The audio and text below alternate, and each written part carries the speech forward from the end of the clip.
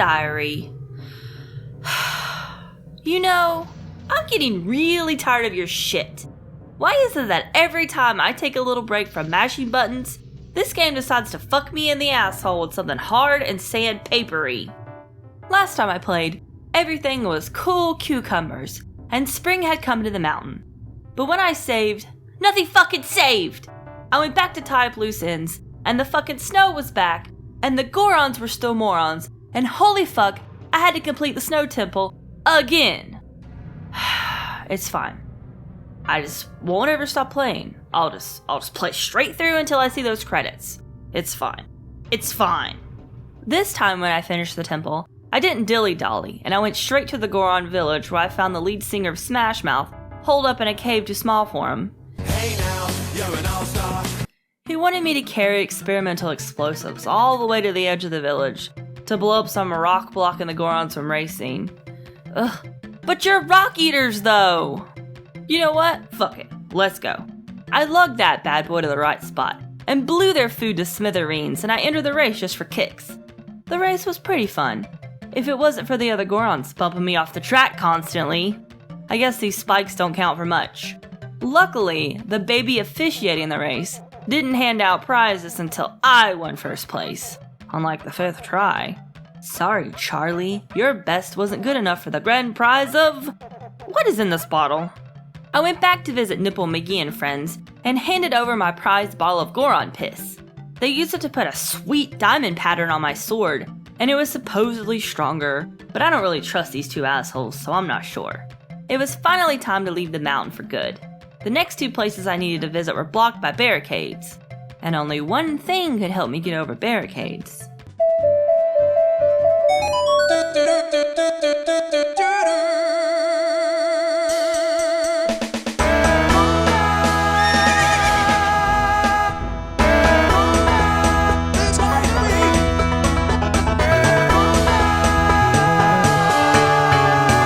I rolled over to Romani Ranch once more to check on the status of Ipana.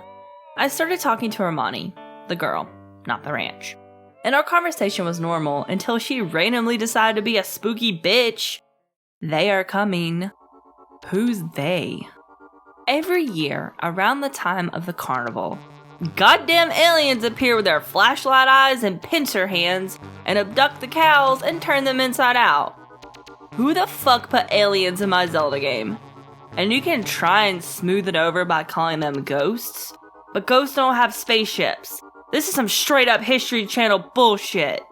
I agreed to help Romani, cause yeah, I want to see this rich plot tapestry develop. So I had to be back at the ranch at 2 a.m.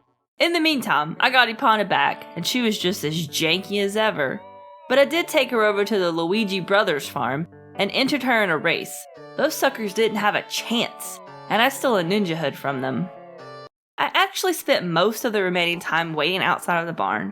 I didn't want to miss the show, so diary, I'm going to fill you in on cattle mutilations while we wait. Cattle mutilation has been happening worldwide since the 1600s, and is the death of cattle in unusual and bloodless circumstances.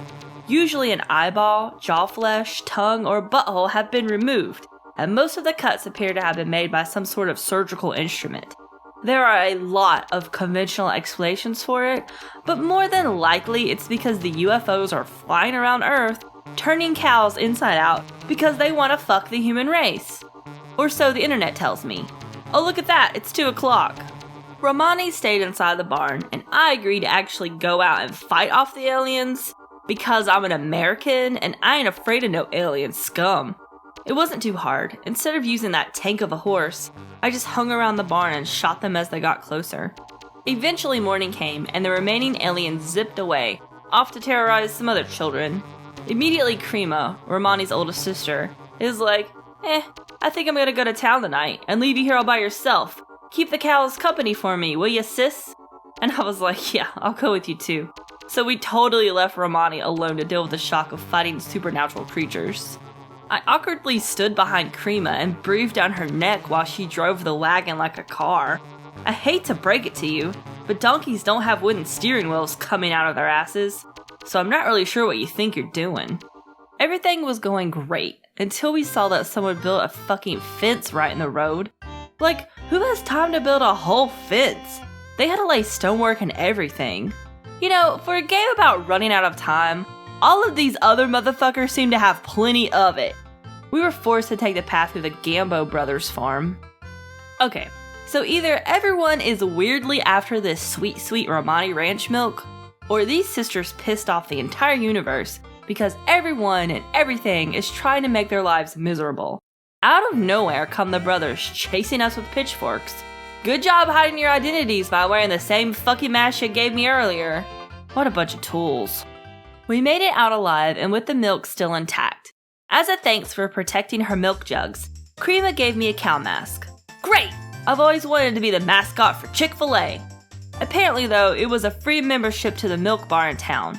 So I guess we'll see why everyone is so crazy over Romani milk. Until next time, diary, your friend Brittany Saturn.